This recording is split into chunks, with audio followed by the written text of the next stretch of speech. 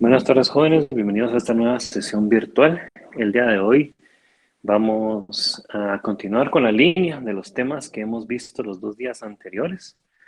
Ya vimos lo que fue anemias y ya vimos lo que fueron trastornos de los leucocitos. Y ahora vamos a ver la otra gran parte, que es los trastornos plaquetarios, ¿verdad?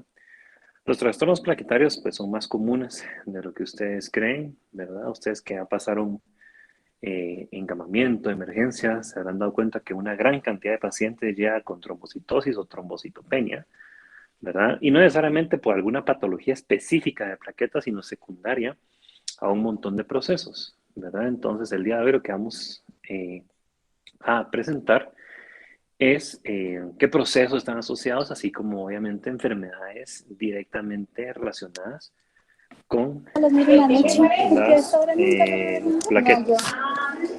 Nel, hoy sí, y yo voy a ir a turnar el Bueno, Alejandra, zapato. puede apagar su micrófono, por favor. Ay, por Dios. Sí, estoy loca, la verdad, pero es que necesito ir a... Gracias. Bueno, entonces vamos a dar inicio a cargo de la doctora Crista. Adelante, Crista. Gracias, doctor. Buenas tardes, doctores y compañeros. El día de hoy voy a hablar sobre los trastornos plaquetarios. Primero que nada, dando una pequeña introducción, hay que saber que las plaquetas se liberan del megacariocito, al parecer bajo la influencia del flujo de los senos capilares. Es importante saber que el principal regulador de la producción de plaquetas es la hormona trombopoyetina, que se sintetiza en el hígado. La síntesis aumenta con la inflamación y en particular con la interleucina 6. La cuenta sanguínea normal de plaquetas es de 150.000 a 450.000 microlitros. Las plaquetas tienen una vida circulante promedio de 7 a 10 días. Las plaquetas, casi un tercio de las plaquetas se encuentran en el vaso y esta cantidad aumenta en proporción al tamaño de este órgano. También es importante reconocer que la pared vascular, las células endoteliales recubren la superficie de toda la red circulatoria en un total de 1 a 10 por 10 a la treceava, más o menos cubre un área equivalente a 6 canchas de tenis. El endotelio tiene actividad fisiológica, ya que controla la permeabilidad vascular, el flujo de moléculas con actividad biológica y nutrimentos, las interacciones de las células sanguíneas con la pared vascular, la respuesta inflamatoria y la angiogénesis. El endotelio normal tiene una superficie antitrombótica, que pronto se vuelve trombótica cuando se le estimula, lo que activa la coagulación, inhibe la fibrinólisis y activa las plaquetas. En muchos casos, los vasodilatadores derivados del endotelio también son inhibidores plaquetarios, por ejemplo, el óxido nítrico. Y por el contrario, los vasoconstrictores derivados del endotelio, por ejemplo, la endotelina, también pueden ser activadores plaquetarios. El efecto neto de la vasodilatación y la inhibición de la función plaquetaria es favorecer la fluidez de la sangre, mientras que el efecto neto de la vasoconstricción y la activación plaquetaria es la trombosis. Por lo tanto, la fluidez sanguínea y la hemostasia están reguladas por el balance entre las propiedades antitrombóticas, protrombóticas y vasodilatadoras, vasoconstrictoras de las células endoteliales. Hablando un poco de la activación plaquetaria, pues, las plaquetas se activan con la adhesión al factor de von Willebrand y la colágena en el subendotelio expuesto después de una lesión. La activación plaquetaria también está mediada por fuerzas de corte impuestas por la sangre misma, sobre todo en zonas en las que la pared vascular está alterada, y también se modifica con el estado inflamatorio del endotelio. El endotelio vascular normal contribuye a prevenir la trombosis porque inhibe la función plaquetaria. Entonces, cuando en este caso la adhesión plaquetaria induce la generación de señales intracelulares que conducen a la activación del receptor para la glucoproteína plaquetaria 2B3A y la agregación plaquetaria consecuente. Las plaquetas activadas liberan el contenido de sus gránulos, que incluyen nucleótidos, proteínas adhesivas, factores de crecimiento y procoagulantes que favorecen la agregación plaquetaria y la formación del coágulo sanguíneo e influyen en el ambiente del coágulo en desarrollo. Durante la agregación plaquetaria se atraen más plaquetas al sitio de lesión, lo que conduce a la formación de un trombo plaquetario oclusivo.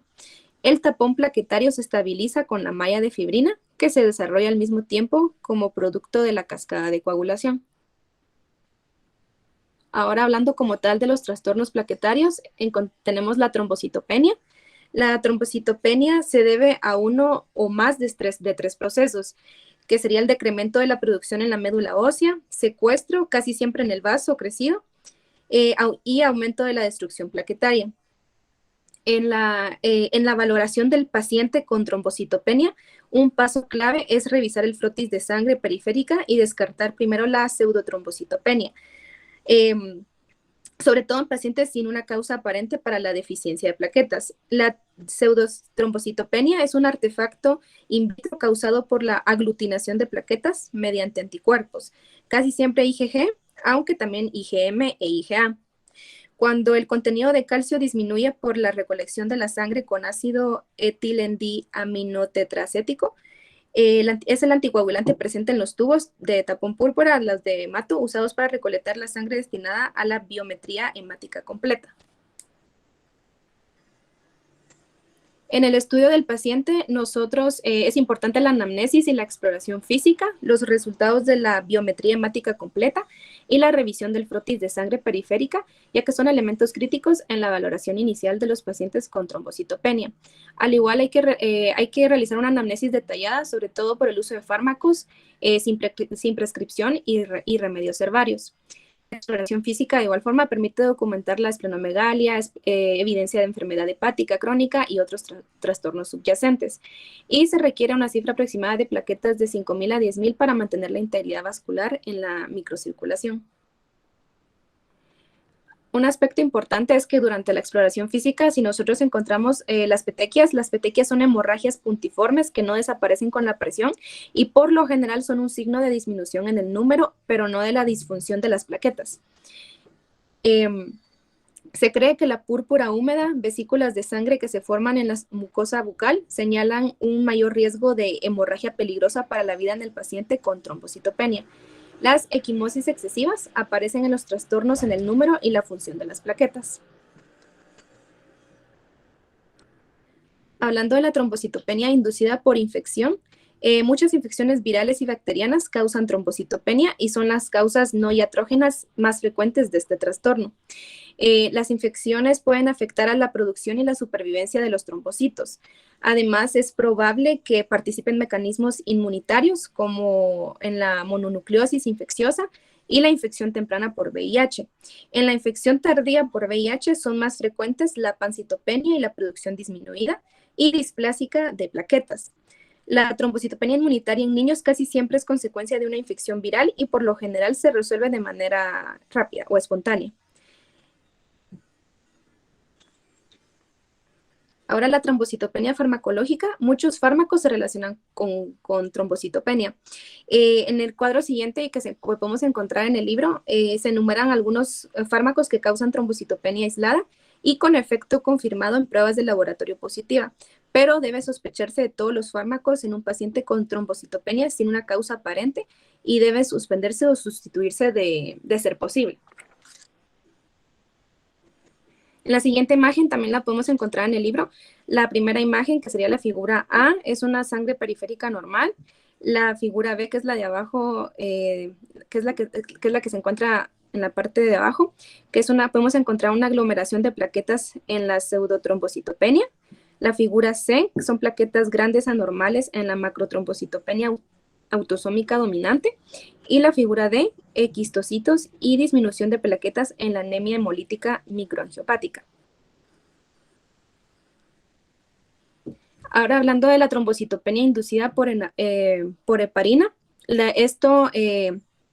la trombocitopenia farmacológica causada por heparina difiere de la observada con otros fármacos en dos aspectos principales. La trombocitopenia no suele ser grave, la cifra mínima rara es de menos de 20.000 microlitros.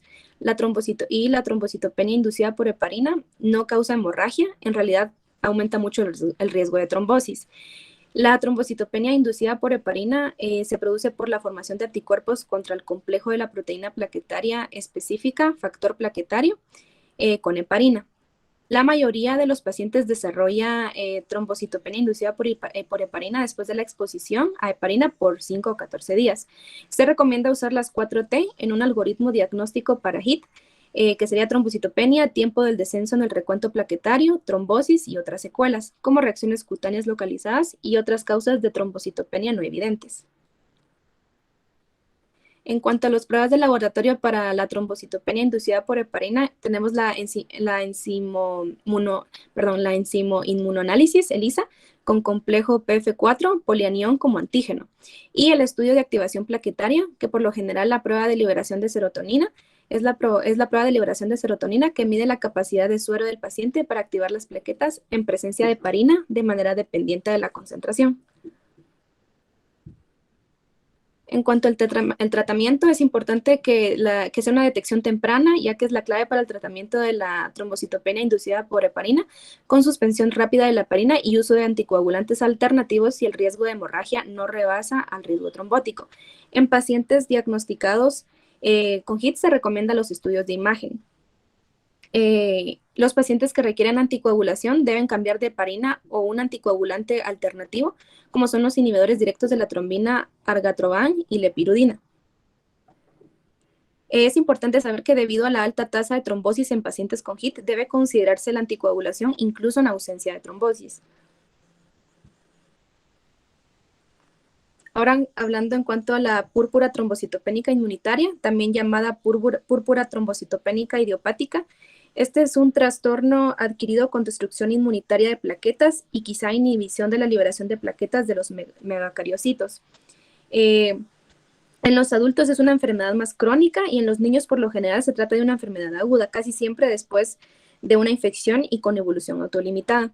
Se denomina secundaria si se relaciona con una enfermedad subyacente, como es el lupus eritematoso y las infecciones como el VIH y hepatitis C. La púrpura trombocitopénica idiopática se caracteriza por hemorragia mucocutánea y una cuenta plaquetaria baja, equimosis y petequias, posible hemorragia mucutánea como en la mucosa bucal, gastrointestinal o sangrado menstrual abundante, y la púrpura húmeda, que ya lo habíamos mencionado, que son las vesículas sangrantes, en la boca, y las hemorragias retinianas anuncian una hemorragia que pone en peligro la vida del paciente. En cuanto a las pruebas de laboratorio, esto es con base en las circunstancias clínicas, se consideran las pruebas serológicas para el mismo, electroforesis de proteínas séricas, concentración de inmunoglobulina para detectar hipogamaglobulinemia, pruebas selectivas para deficiencia de IgA o gamapatías monoclonales y prueba para infección de H. pylori. Si hay anemia, debe realizarse la prueba de antiglobulina directa, prueba de COMS para descartar la anemia hemolítica autoinmunitaria con ITP, que sería o síndrome de Evans. En cuanto al tratamiento, el tratamiento inicial en pacientes sin síntomas hemorrágicos significativos, trombocitopenia grave o signos de hemorragia inminente puede instituirse en forma ambulatoria con un solo fármaco, que sería la prednisona en dosis de 1 miligramo por kilogramo de peso, aunque en estas situaciones también se utiliza inmunoglobulina RHOD en dosis de 50 a 75 microgramos por kilogramo de peso. Los pacientes con trombocitopenia, los pacientes con ITP grave, si tienen síntomas de hemorragia o ambos se hospitalizan, se inicia un tratamiento combinado con altas dosis de glucocorticoides o anti-RHOD. La esplenectomía se ha usado en el tratamiento de pacientes con recaída después de reducir los glucocorticoides. Y 2 fármacos, uno aplicado por vía subcutánea, ramiplostin, y el otro por vía oral, el Trombopag, son efectivos para elevar el recuento de plaquetas en pacientes con ITP.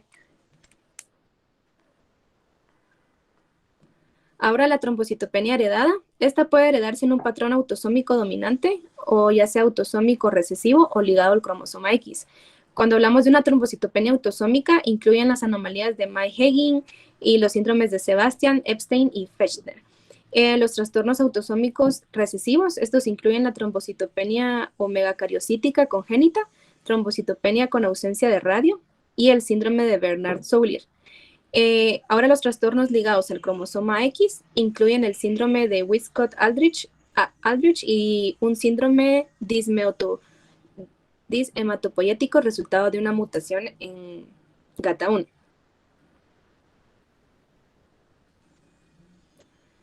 La púrpura trombocitopénica trombótica, la patogenia de la misma, de la TTP hereditaria, síndrome de Upham-Schulman, y la idiopática se relacionan con una deficiencia de metaloproteasa, ADAM-TS13, o bien de anticuerpos contra esta que dividen el factor von Willebrand. Se cree que la persistencia de moléculas muy grandes del factor de von Willebrand contribuye a la adhesión y agregación plaquetaria patógenas. La TTP idiopática parece más frecuente en mujeres que en varones. No se ha definido la distribución geográfica o racial. Y la TTP es más frecuente en pacientes infectados con VIH y embarazadas. En cuanto al tratamiento, en pacientes con trombocitopenia nueva, con o sin evidencia de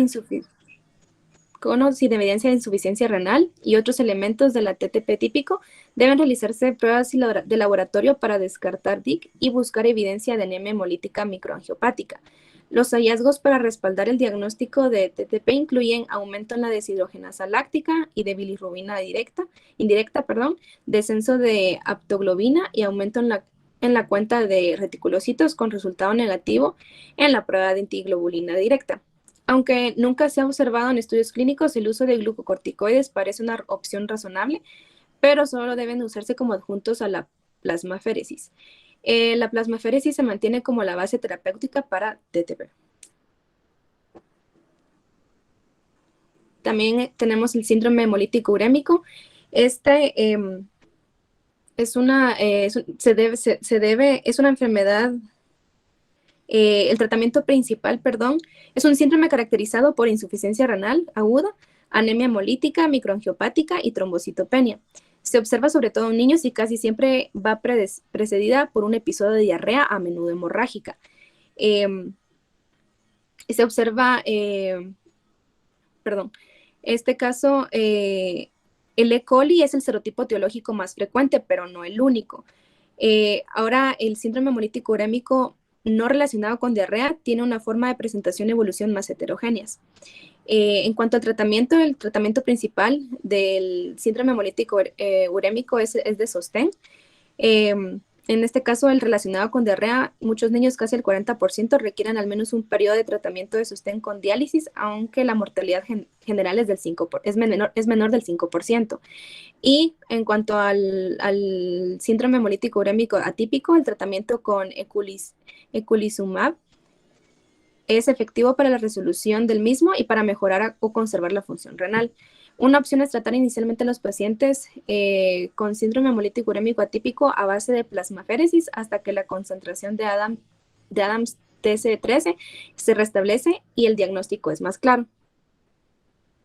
Bueno, perdón, doctora, en este sentido, para dejar claro estas patologías, esta es la púrpura trombótica trombocitopénica y la púrpura y el síndrome hemolítico urémico son enfermedades microangiopáticas. Las dos van acompañadas de una tríada clínica, de una tríada característica que es anemia hemolítica con esquistocitos, trombocitopenia, que es el tema que estamos platicando hoy, y falla renal. Para diferenciar entre el hemolítico urémico y el PTT, tiene que tener el paciente fiebre y alteraciones neurológicas. Esos dos elementos extras hacen el diagnóstico diferencial entre PTT, que es la que tiene las 5 características, versus síndrome hemolítico urémico, que solo tiene la triada que es común en los dos. En el que falta el Adams 13 es en la PTT. Entonces, el tratamiento definitivamente es plasmaféresis para restituir los valores de Adams 13. En el síndrome hemolítico urémico, como usted dijo, va precedido por cuadro diarreico. Diarrea que en la mayoría de casos es causada por Escherichia coli y la toxina productora de Chiga. Entonces, toxina Chiga, esa es la toxina que produce el síndrome hemolítico urémico asociado a E. coli. No es común solo en los niños, en los adultos lo vemos con relativa frecuencia, pero también existe el síndrome hemolítico urémico que comparte esta triada clínica característica, pero atípico o mediado por complemento, que es el que no está asociado a diarrea. Y El tercer diagnóstico diferencial aquí es la púrpura trombótica, que antes se llamaba idiopática, ahora ya no se llama idiopática, sino que se llama púrpura trombótica inmune, PTI, solo que antes la I era de púrpura trombótica idiopática y ahora la I es de púrpura trombótica inmune, ¿verdad? Y la diferencia con esta es que hagamos lo que hagamos, lo infeccioso, el frote de sangre periférica, cualquier estudio que hagamos, todo va a estar normal. Entonces se asocia, entonces en este caso, cuando usted ya por estudios de descarte ha descartado lo infeccioso, Helicobacter pylori, VIH, hizo un frote de sangre periférica y vio que normal, que todo está normal, entonces ahí dice, bueno, esto es una púrpura trombocitopénica antes idiopática, por eso, porque no se hallaba ninguna causa, pero ahora se llama púrpura trombótica inmune. Entonces, esa es la forma de hacer diagnóstico diferencial en las tres. Pacientes con trombocitopenia, hay que buscar estos otros elementos para poder ir orientando mejor el diagnóstico, ¿verdad? Gracias, doctora. Gracias, doctor. Continuando, la trombocitosis, por lo general, se debe a deficiencia de hierro, inflamación, cáncer o infección, trombocitosis reactiva o un proceso mieloproliferativo subyacente, esa trombocitemia esencial o policitemia vera, o raras veces al proceso mielodisplásico. Los pacientes que llegan con una cuenta elevada de plaquetas debe valorarse en busca de inflamación o neoplasia maligna subyacente y debe descartarse la deficiencia de hierro. La trombocitosis como respuesta a la inflamación aguda o crónica no tiene una relación clara con un mayor riesgo de trombosis.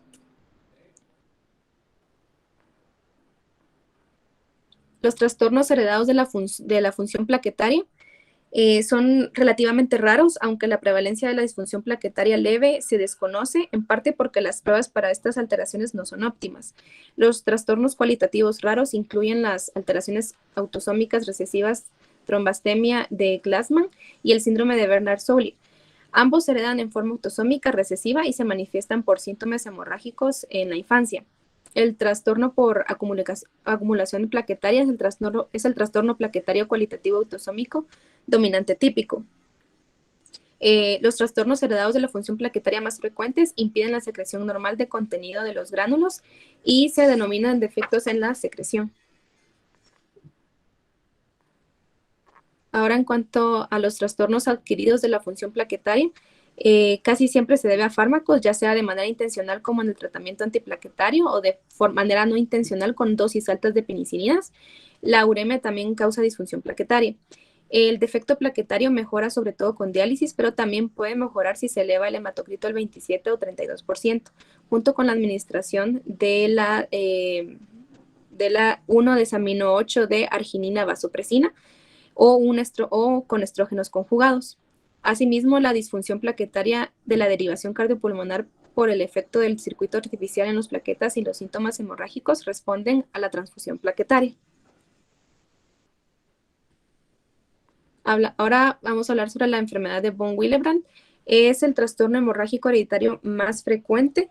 La enfermedad de von Willebrand tiene dos funciones, como principal molécula de adhesión que fija la plaqueta al subendotelio expuesto y como la proteína de unión para el factor 8, lo que prolonga mucho la semivida del factor 8 en la circulación.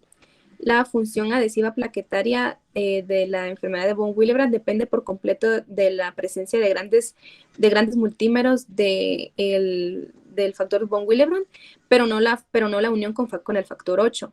Este se clasifica en 3 tipos principales con 4 subtipos del tipo 2. El tipo más frecuente es la del tipo 1, con un descenso paralelo en la proteína del factor de von Willebrand, y la función del mismo y la concentración del factor 8 causa el 80% de los casos. Los síntomas predominantes son hemorragias de mucosas, aunque también es posible la hemorragia posoperatoria.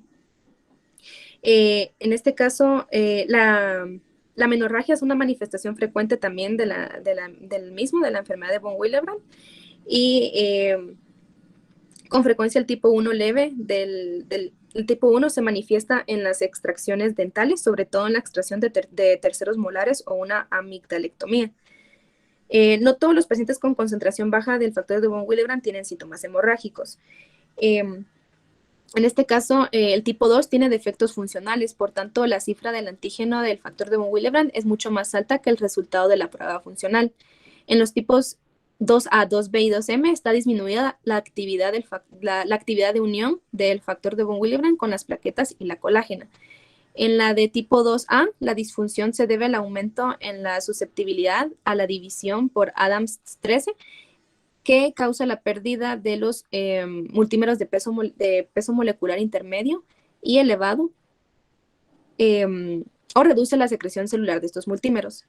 La tipo 2B se debe a mutaciones con ganancia de función que incrementan la unión espontánea del factor de von Willebrand con las plaquetas circulantes, con la consecuente eliminación de este complejo mediante el sistema reticuloendotelial.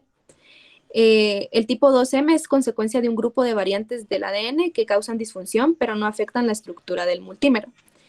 Y la 2N se produce por mutaciones en el factor de von Willebrand que afecta la unión de factor 8. En este caso, la de tipo 3 o grave, no existe la proteína del factor de von Willebrand y la concentración del factor 8 es menor del 10% de lo normal.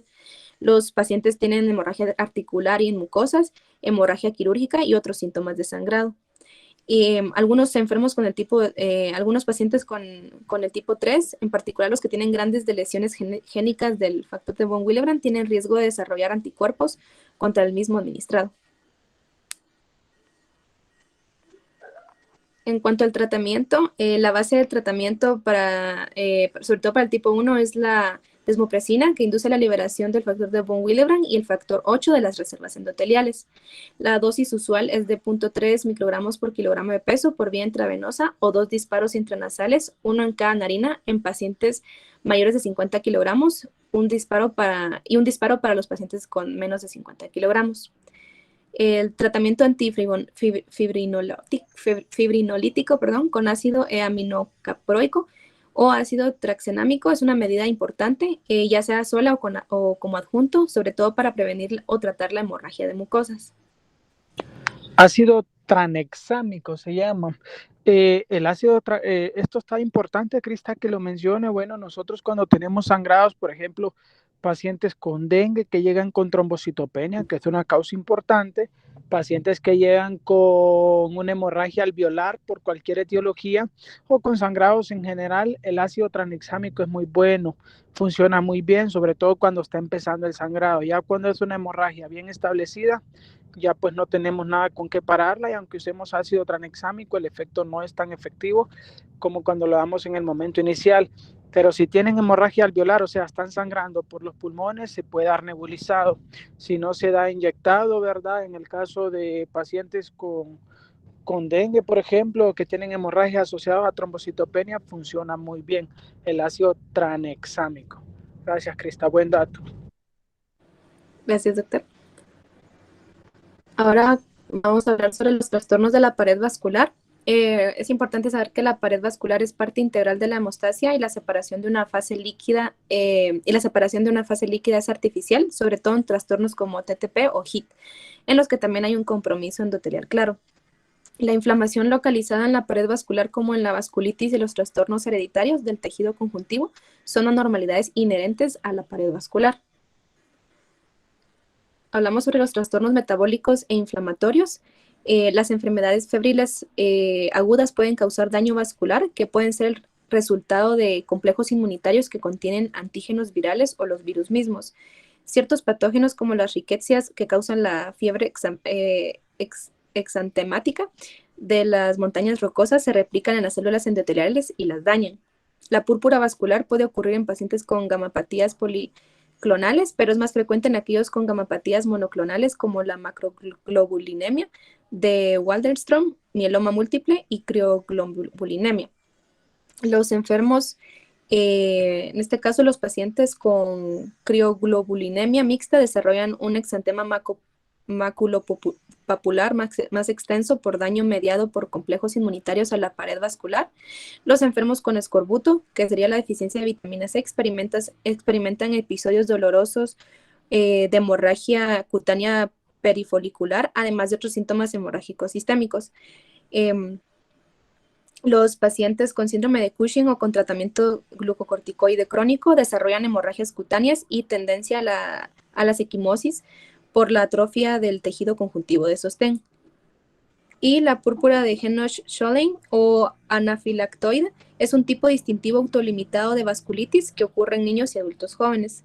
Los pacientes tienen una reacción inflamatoria aguda con IgA y componentes del complemento en los capilares, tejidos mesangiales y pequeñas arteriolas, lo que aumenta la permeabilidad vascular y la hemorragia localizada.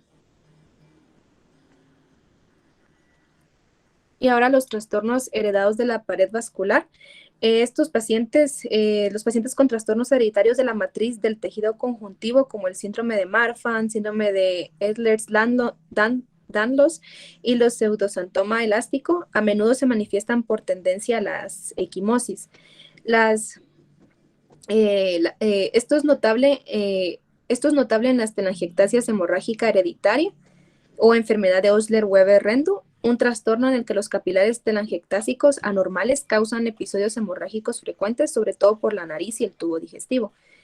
En esta enfermedad, la telangiectasia hemorrágica hereditaria, también puede haber una malformación arteriovenosa en el pulmón, cerebro, hígado.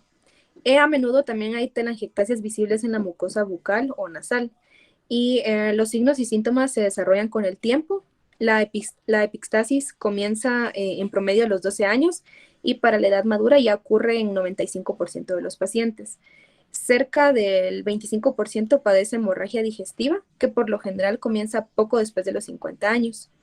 La telangiectasia hemorrágica hereditaria es secundaria a variedades patógenas de ADN en número de genes que participan en la secuencia de señales del TGF y el BMP. Muchas gracias. Muy bien, muchas gracias, Krista. Yo creo que la revisión que hizo fue bastante completa, abarcó pues, de todo un poco, ¿verdad? Incluso enfermedades un poquito más raras de las que estamos acostumbrados a ver.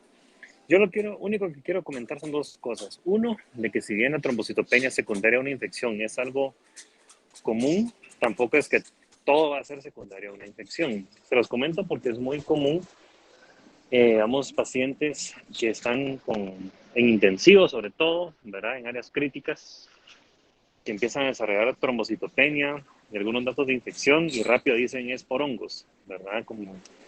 Y si bien esto puede suceder, no en todas las veces la trombocitopenia va a ser secundaria a una infección fúngica, ¿verdad? Esto solo para que lo tomen en cuenta.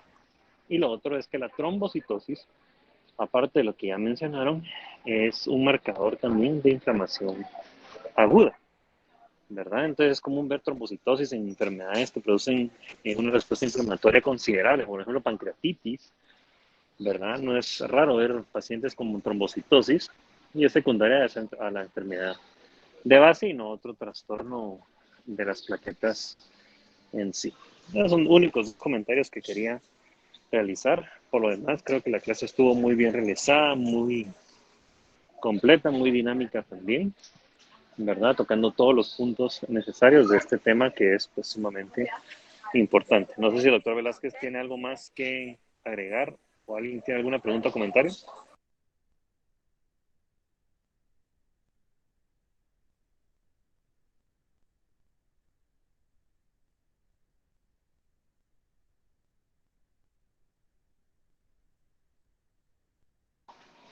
Bueno, creo que no. Entonces, concluimos el día de hoy. Solo voy a repetir el anuncio que di al principio de la clase, que por favor todos lleven sus hojas de turno con las notas que lleven hasta el momento el día de mañana, de 11 a 3 más o menos de la tarde, con Jennifer De Caro, que es la secretaria de la unidad en el 5º piso del hospital, para que empiece a agregar sus notas de lo que llevamos hasta el momento, porque como les mencioné, ya a fin de año muchos procesos administrativos se detienen y para que sus notas no, no se atrasen y no haya ninguna complicación, entonces por favor el día de mañana lleven sus hojas de turno con las notas que tienen hasta el momento, ¿verdad? Igual cuenten a sus compañeros, yo lo voy a escribir en el chat también, pero para que todos estén sabidos. De ahí ya cuando tengan las notas completas, pues se la vuelven a a llevar el martes 30 de noviembre, que es el último día de esta rotación. Muy bien, jóvenes, entonces terminamos por hoy. Ya solo nos quedaría el día jueves, la última clase de EKG a cargo del doctor Velázquez, para finalizar con el programa de medicina interna que les corresponde. Así que tengan todos una feliz tarde y nos vemos en 2 días. Muchas gracias, doctor. Feliz tarde. Doctora, feliz tarde.